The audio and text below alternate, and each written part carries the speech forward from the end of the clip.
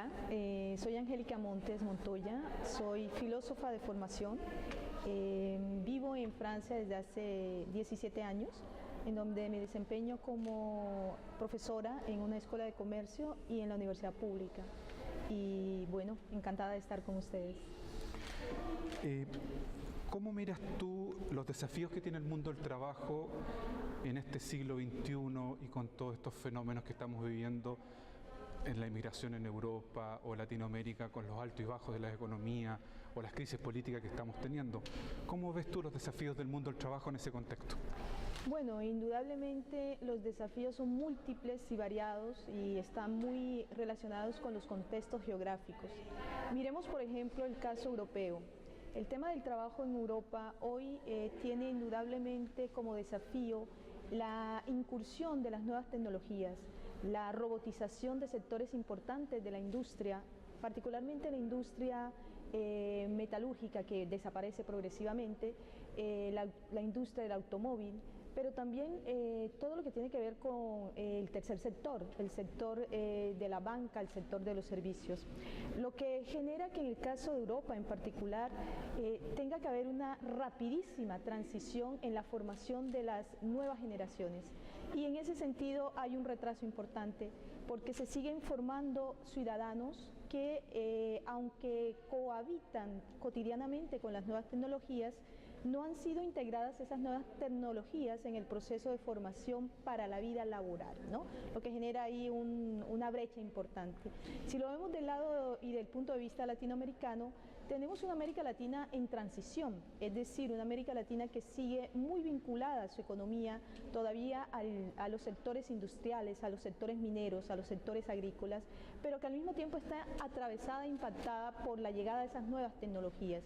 Tenemos una América Latina que durante décadas estuvo muy orientada hacia las formaciones universitarias de ciencias humanas, ciencias sociales, y con poco desarrollo de las formaciones en materia de administración, en materia igualmente de lo que tiene que ver con ingenierías. Entonces hay un déficit porque estamos en un momento de la historia en el que es indispensable desarrollar esos aspectos de la economía, las ingenierías, las nuevas tecnologías, la parte de la inteligencia artificial.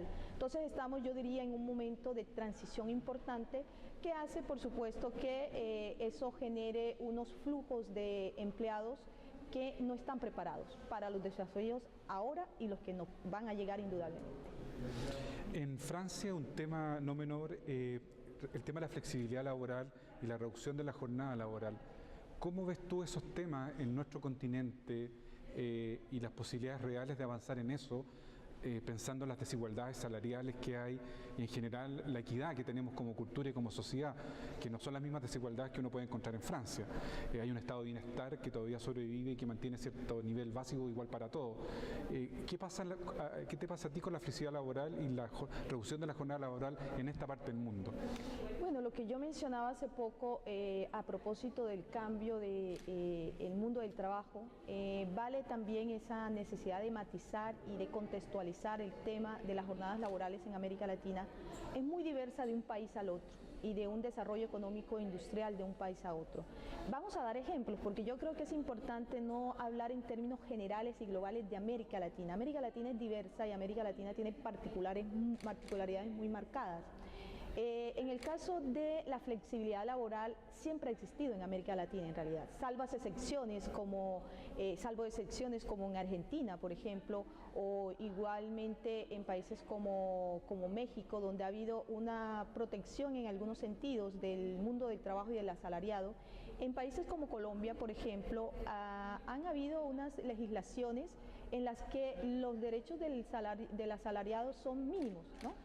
Para darles un ejemplo concreto, en el caso colombiano, que soy colombiana, ahora con el nuevo gobierno, un gobierno de derecha, que es el gobierno del señor Duque, se está vislumbrando la posibilidad, esto es muy interesante, de hacer no un salario mínimo nacional, sino un salario mínimo modulable por regiones, lo que significa que las regiones más pujantes, en esa región habrá un salario mínimo más importante y las regiones menos industrializadas el salario mínimo será inferior porque el aporte de la producción económica de esa región no es lo suficientemente importante para darle un salario mínimo similar al que puede darle las regiones muy pujantes en materia económica. Entonces yo creo que América Latina, en lugar de avanzar en un proceso de reconocimiento de derechos laborales, va en un proceso de ampliación de la flexibilidad en el manejo de los horarios. En promedio en América Latina fácilmente estamos no a 40 horas laborales, sino a 48 horas laborales. No hay un salario mínimo establecido en realidad que sea digno de ese nombre, es decir, un salario mínimo en América Latina no sirve para vivir, no se puede pagar en realidad todos los costos de educación, de transporte, de salud con un salario mínimo. Muy distinto, y lo mencionabas, con el caso de los estados de bienestar como Francia, en donde un salario mínimo actual está en 1.300 euros. Es cierto que una familia de 5 personas no puede vivir con un salario mínimo, pero una sola persona con 1.300 euros todavía puede pagarse un apartamento porque el costo de un alquiler no debe sobrepasar más del 30% del salario mínimo. Entonces todas esas condiciones hacen que, a pesar de que se van perdiendo, digamos, ventajas y se van desmontando los estados de bienestar en estos países, todavía se puede seguir hablando de beneficios y respeto de los derechos del trabajador. A eso podemos añadirle que en América Latina en realidad nunca ha habido un estado de bienestar. Vuelvo y repito, solo excepciones, como en el caso argentino, como en el caso, en algunos aspectos, el estado mexicano. En la mayoría de nuestros estados no existe, propiamente hablando, un estado de bienestar. Eso es una deuda histórica, es un bello discurso que nunca llegó a materializarse. Para citar un filósofo y economista que es Amartya Sen, sigue siendo una deuda para las sociedades la necesidad de ofrecer las condiciones de posibilidad de realizar los derechos. ¿A qué me refiero con eso? Él llama a esta categoría, él la llama las capacidades. No es suficiente con dar derechos, sino que las sociedades, en este caso no solo las sociedades, sino los estados, deben dar las condiciones materiales de posibilidad de realizar esos derechos. Y yo quisiera mencionar igualmente a Adela Cortina y lo comentábamos hace poco, su nueva categoría de hace más o menos un año y medio, y es la porofobia, el miedo a los pobres. Y lamentablemente en América Latina las clases, digamos, obreras, para usar ese término que ya empieza a necesitar una reconceptualización, porque el proletario del siglo XX no es el proletario del siglo XXI, por las razones que di al inicio de esta entrevista. El proletario latinoamericano es un pobre, en consecuencia hay una fobia al pobre. Para cerrar, una última reflexión. ¿Qué crees tú, cuál podría ser el aporte de las empresas para mirar estas realidades desde el punto de vista de pensar en flexibilidad laboral o pensar en reducir jornadas laborales?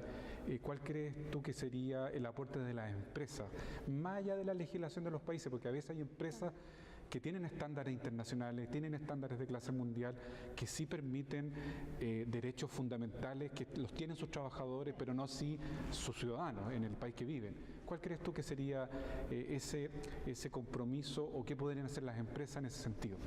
Hay toda una teoría de los economistas aterrados, se llama así, les économies atterrées en Francia, que es muy interesante porque voy a hacer una reducción muy rápida de algunos de los elementos que ellos defienden. La idea es que debe haber una reconexión de las empresas y del capital con la comunidad política, con la responsabilidad política y social de construir justamente capital que permita ser redistribuido. Eso, por supuesto, viene a impactar una realidad que es el capitalismo financiero internacional, que nos atraviesa completamente y desarticula esa posibilidad. Entonces, para responder a tu pregunta, creo que las empresas, sin necesidad de volver al nacionalismo ni al patriotismo, deben entender que hacen parte fundamental de un engranaje, y ese engranaje está instaurado en el Estado-nación al interior del cual ella se desarrolla.